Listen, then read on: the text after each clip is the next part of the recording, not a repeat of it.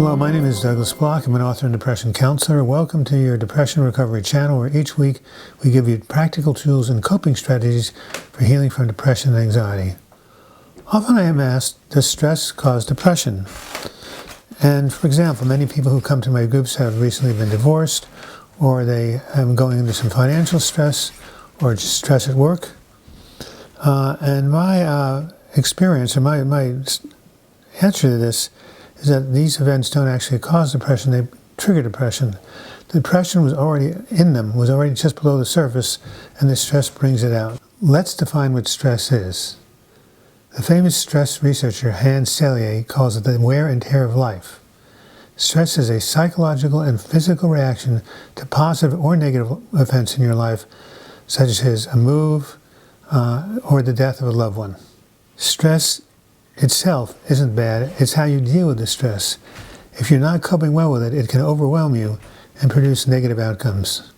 You may frequently be in a bad mood, have relationship problems, your sleep may suffer, or you may develop a depressive episode. Noticing the first signs of stress is helpful in managing it. We can think of stress as lying on a continuum. On the low end of the continuum is maybe the stress you might feel before a dinner party you're preparing or a speech you're giving. But as the stress increases, it crosses a line and turns into unhealthy stress. Here are some of the signs of unhealthy stress. Mental symptoms: anxious thoughts, poor concentration, problems with memory.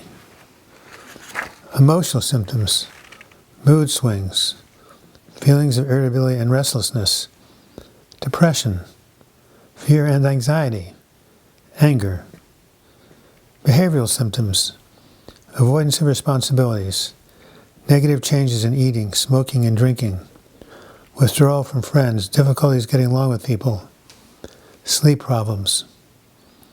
Physiological symptoms: stiff, aching, tense muscles, tension headaches, grinding of teeth, stomach ache, nausea or vomiting, exhaustion, shakiness or nervousness, increased heart rate, blood pressure, or respiration. Once you realize that you are under stress, here are some self-help techniques that you can use to get your stress under control. Meditation, yoga, getting regular exercise, getting enough sleep, eating a healthy diet, listening to soothing music, cutting back on your obligations. If your stress reduction efforts are not helpful, see your doctor. If you have depression, you and your doctor can discuss treatment options to treat the depression. Before I leave this topic, I want to talk about a type of depression that is not triggered by stress. A man or a woman could be happily married, have a good career, have loving children, and yet one day they feel blue for no apparent reason. In this case, there was no external trigger to bring out the stress or the depression. In the past, psychologists would call this kind of depression endogenous depression, meaning depression coming from within. This is compared to exogenous depression or reactive depression, meaning depression that comes without. Now, even though you have endogenous depression, which means there was no stimulus, stress can actually make your symptoms worse. Therefore, it's still important to practice the tools and techniques we've talked about in this course. This is Douglas Bloch. I hope you've enjoyed this video. If you want to learn more about my work, go to healingfromdepression.com or click on the links in the closing credits. And until we meet again, I wish you the best in your mental health recovery. Thank you.